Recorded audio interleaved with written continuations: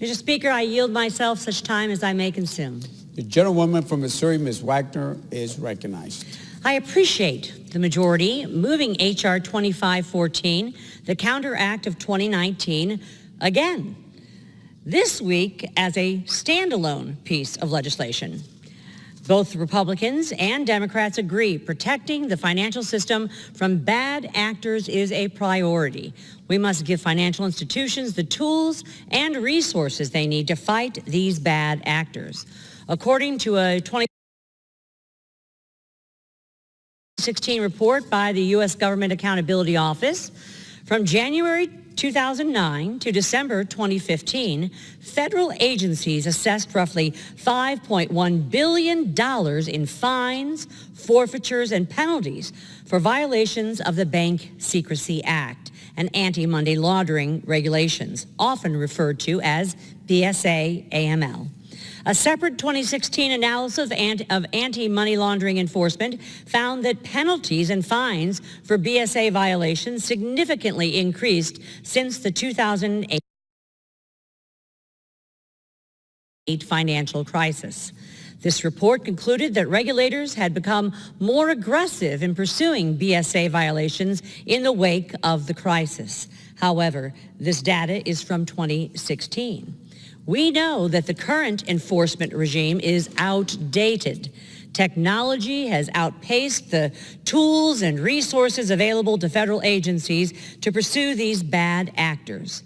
H.R. 2514 makes important changes to strengthen BSA-AML enforcement. The bill includes key aspects of the BSA-AML reform package from last Congress, including a provision that allows for tailored information sharing by financial institutions with their foreign branches to better identify suspicious activity. The bill also includes important updates to the reporting thresholds for suspicious activity reports, or SARs. H.R. 2514 reforms the SAR framework by requiring the Financial Crimes Enforcement Network to carry out a study examining whether the current SAR thresholds are adequate. This study will provide the necessary data to alter the current SAR filing regime in the future. There is clearly a recognition on both sides of the aisle that the status quo is unacceptable. The bill also encourages greater innovation, ensures efficiency, and requires Treasury to play a prominent role in coordinating AML policy. These measures will help ensure that the most effective AML policies are being used to stop terrorists and bad actors. I want to thank the gentleman from Missouri and the gentleman from Ohio, Mr. Stivers, for all their hard work and effort on this bill.